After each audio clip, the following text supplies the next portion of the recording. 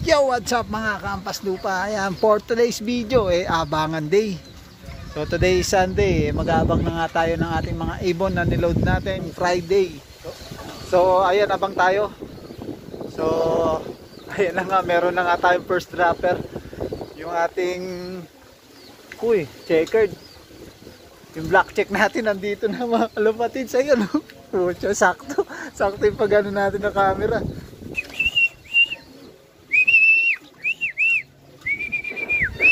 Ayan yung black chick natin, oh. Pasok. So nandun na siya sa ibabaw. Pasok. Yun, oh. Uy. Pasok. Pagod na pagod. Ayan, oh.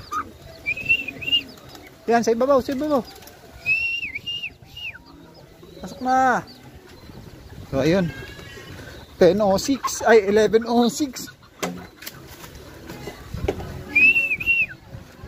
Pasok.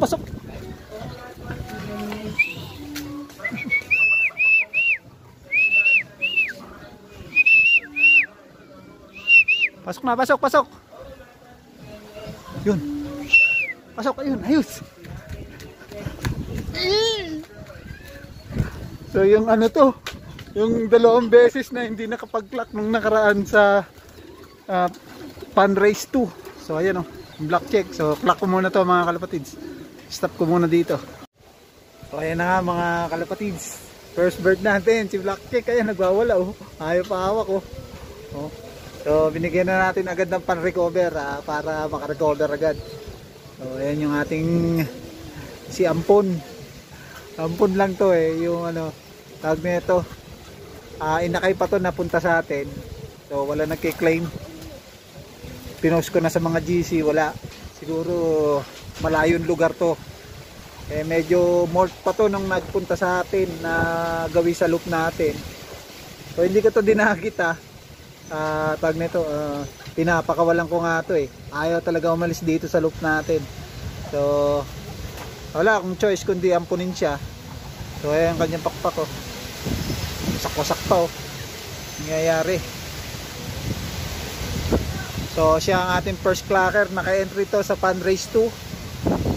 First lap, second lap, butas siya. Tapos third lap, fourth lap. Ngayon, pang fourth lap ngayon sa pan race 2, nakapag-clock siya. So dalawang clock tsaka dalawang butas na siya. So ayan ang ating ating first dropper na black check. So naka-entry nga rin pala to sa derby. Sa derby dalawang clock siya. So okay, second lap tayo sa derby ngayon. So maganda ang kanyang record. Ang speed niya ngayon ay 1,131 ang kanyang speed. So habang papalayo medyo gumaganda ang kanyang performance mga kalapatids, no? So ayos, naka first clocker na tayo. Ating first dropper pala. So mamaya uli, abang-abang ako uli kung sino ang second dropper natin. So ayun na nga, time check. Tapos na 11:42 mga kalapatids. Kaya na sobrang hirap ng race ngayon kasi sobrang lakas ng hangin. 3 araw na masama yung panahon natin. Sa kahapon nag-live si Birdie Birds. Talagang napakalakas ng hangin at nag-uulan pa dun sa area dinaanan nila. So papunta pa lang nga yung truck dun sa Pasakaw, sobrang lakas ng hangin tsaka ulan. Yun, pabugso-bugso yung ulan dun. So dito nga rin sa atin sobrang lakas din ng hangin, no? Kung mapapansin nyo mga kalapatids. Ayan, kanina pa ay 2 araw ng ganyan dito. Hindi lang siguro mga 3-4. So sobrang lakas ng hangin. Hindi natin alam kung headwind or tailwind yung dinadanas ng mga kalapati pag pauwi ngayon. So sa awa ng Diyos meron na tayong isa. So 3 pa yung ating hihintayin. In-entry nga pala natin yung checkered na sinasama natin sa training. So nagkaroon ng open 200 points. In-entry nga natin yung checkered natin. So kasali siya ngayon. So bali isang lap yung nawala sa kanya. Kasi isang nung last training nakasali siya, tapos nagsimula na yung derby, hindi siya nakasali doon kasi nga kulang tayo sa budget, so hindi natin siya sinali. Tapos biglang nagkaroon ng open na 200, kahit hindi kasali sa derby pwedeng sumali yung ibon, so ikinargan na nga natin yung checkered kasi sayang naman yung training niya. So medyo malayo-layo na kasi yung binitawan, Pasakaw 243 kilometers air distance na nga pala yun mga kalapatids. So ang huling bitaw nung checkered na yun nasa 117 yata. So ang laki ng hahabulin niya. So nasa 80 yata, 80 kilometer air distance yung hahabulin niya. Sana makasabay siya sa mga ibon na iba yung papauwi dito sa Cavite. So yun lang, update ko kayo ulit kung sino yung magiging second dropper natin mga kalapatids. So second bird natin na yan na. Yan na, yes! Pasok! Yan na, si Bluebird White Top mga kalapatids. Pasok! So cut ka muna dito, clock muna tayo.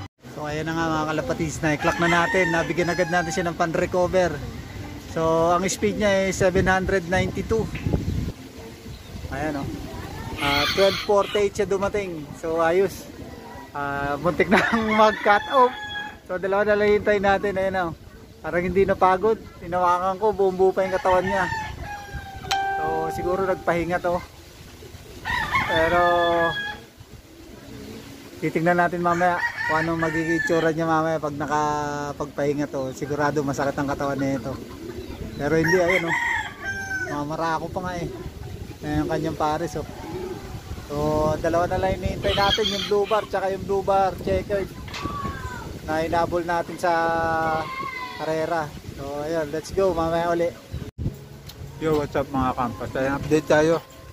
So nag-cut off na nga ng 1:30 kanina, time check 2:54. So pagsilip natin dito sa loob nandito na nga yung checkered na in-entry natin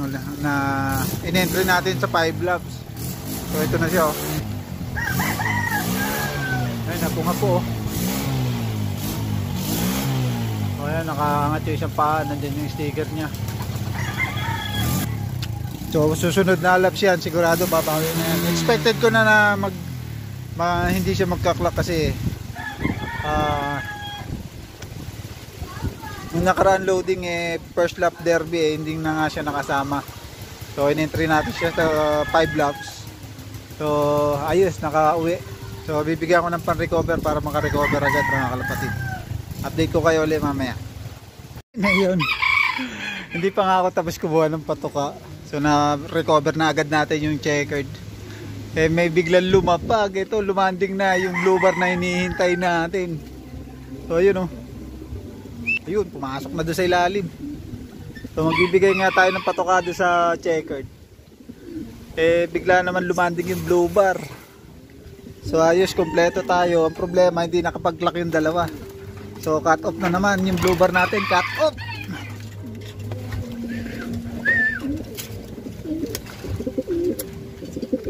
Tapos ito si blue bar oh. Ayan oh. Yun! May itlog yung kanyang pares. So mga itlog nga yan ng Friday yung pares niya. So bibigyan na natin siya ng patoka kasi ako may trabaho. Bigyan na muna natin ng patoka mga kalapatids. So syempre re-recover muna natin bago natin bigyan ng patoka. Bayan. So ayun, hanggang dito na lang ating vlogs. Dumating yung ibon natin ng alas 3, yung blue bar. So yung checkered, nauna pa yung checkered, hindi ko alam kung anong oras siya nakauwi. Kasi pagdating ko dito galing loop, nagdi-deliver na tayo. Sinilip ko yung loop natin, nandiyan na pala siya sa may gilid. So ayos, kompleto pa rin yung ibon natin, 4. So may lulod pa rin tayo sa next lap, bawi tayo uli mga kalapatid. So hanggang dito na lang, happy flying and God bless. Ingat palagi at huwag magsasawa. Dito sa BBC, may laban ang ibon mo. Pakikabog, pakikabog, pakikabog.